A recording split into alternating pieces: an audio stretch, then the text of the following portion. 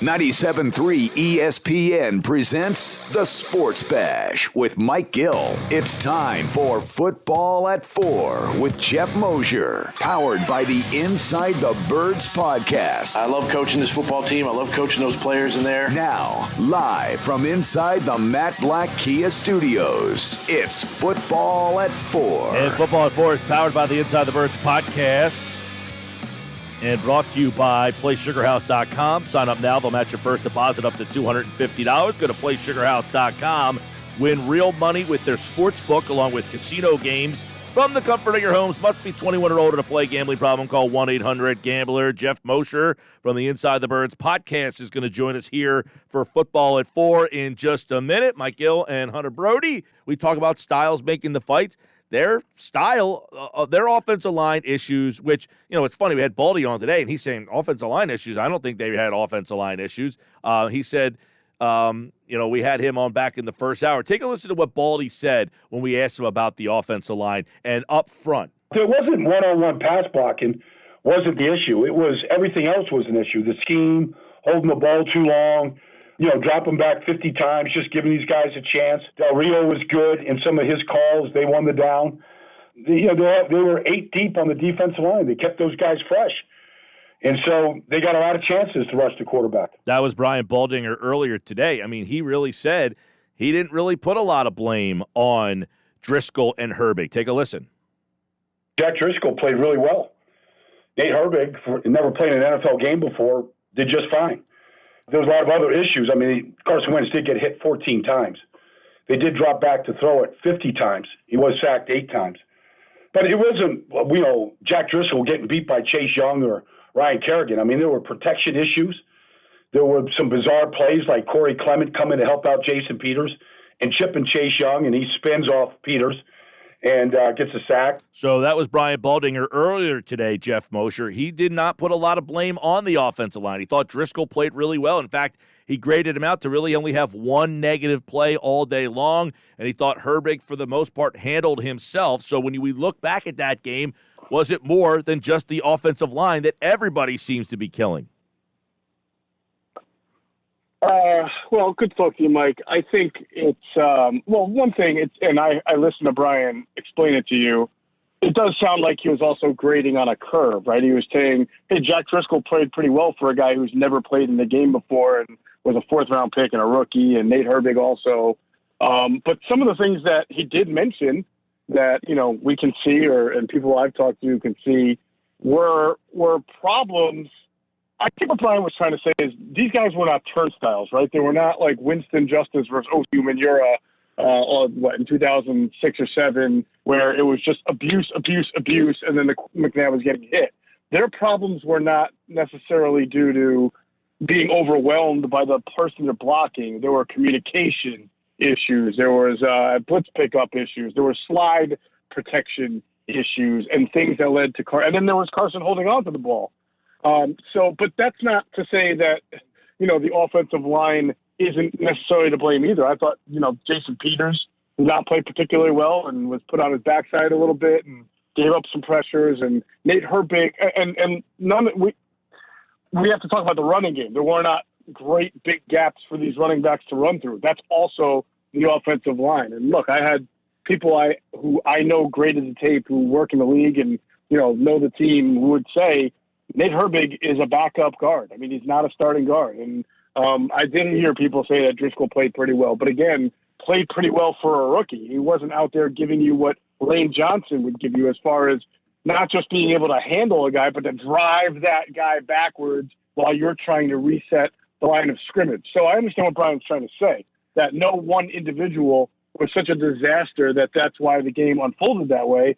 But at the end of the day, when you look at the totality, the offensive line did not do its job on a lot of significant plays, and neither did Carson Wentz, and it went hand in hand.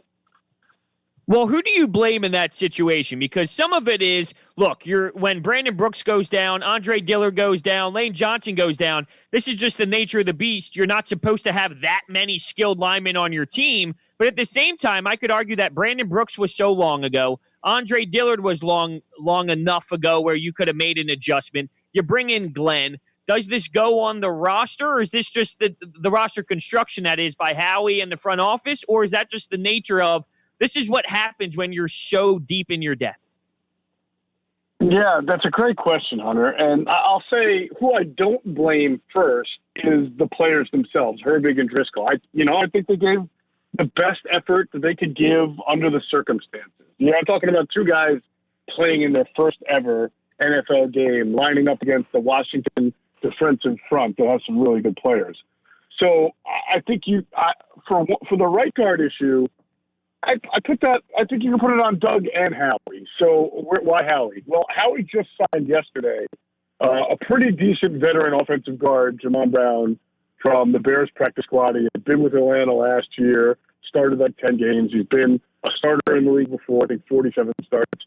And I have to say, why did it take an embarrassing effort from two guys who've never played and a whole offensive line meltdown for Howie to think that he needed to sign a veteran offensive lineman, when it was pretty clear going into the year that they lacked a veteran offensive lineman with experience like they've had in the past. A couple of 3 years ago, it was Stefan Wisniewski, which was a really smart value one-year signing of a guy who they wound up relying on pretty early in the season to take over for Sayamalu, and then were able to win the Super Bowl. And then the 2 years after that, they were able to bring a guy like Big V off the bench, and he had experience. So why did it all of a sudden click into Howie's head that he should bolster the position at the moment after a really embarrassing effort? Well, I think he should have probably taken care of that coming out of training camp. And then for the coach's staff, nobody.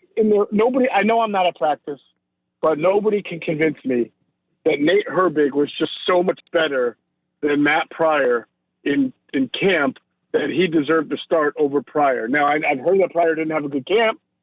Okay, well, maybe part of it was because you played him at left tackle for a week and a half when he's never played left tackle in his entire life.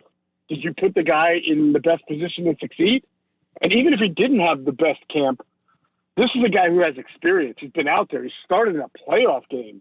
Are you telling me that Nate Herbig's camp was so much better than Pryor's that it compensated for the experience factor that was obviously a problem on game day? You saw it in the communication and the continuity there. I have a hard time believing that. I feel like the coaches were not seeing the forest through the trees there and complicated their own decision, maybe overthought it by then putting Nate Herbig in all of a sudden over Matt Pryor. Geoff Mosher, Football at 4, powered by the Inside the Birds podcast. Now, we're talking about Driscoll and Herbig. Driscoll's most likely not going to be out there because Lane Johnson is back. How much does that change the complexion of this offensive line? Oh, it certainly helps. I mean, you have Lane Johnson out there. And like I said, Driscoll, I felt held his own. You're not going to get too many, communication gaps with Lane Johnson in there. And as long as Lane Johnson is 100%, I don't know that, and maybe he'll come back and play at 80%, which is still better, I think, but it may be something to watch if he's got a tender ankle as far as his anchor, as far as his set, how quickly he can get into his sets and everything like that. But he's a tremendous athlete, and if he's healthy enough to play and can play effectively, he's a guy who's going to drive defenders back. I mean, he's going to plant an anchor. He's not going to have communication problems. I mean, he's going to establish a physical force out there. And not only will that help, I think, in pass protection, Mike and Hunter, but I think that would also help get the run game going. Do you think that there was a little bit of this Eagles organization that looked at the week one matchup and went, we could probably deal without Miles Sanders and without Lane Johnson? Sort of like if the competition was stronger week one, if they were playing the New Orleans Saints, maybe they would have went in a different direction when it came to the lineup? I don't suspect that for Lane. I think Lane probably tested it before the game and decided he just wasn't able to go. But I think for Miles Sanders, it's a medical decision. Adam and I talked about it on the podcast. Adam said if the medical people don't get the right numbers and calculations and everything in all of their reports, they'll recommend holding him back, even though he did have a very good week of practice. But, you're up 17-0 or 24-7, and you've got Deshaun Jackson on the bench. You're saying you're trying to be aggressive and score points, but then you're also saying you're not trying to be you're not trying to ride Deshaun too much. I don't know. It felt like maybe they thought up 24/7 they didn't need Deshaun's presence, and then they did stick him back in the game in the second half. Was it too late at that point? I mean, I think it's a fair question if they thought that they had the game won over Washington after the first 25, 30 minutes.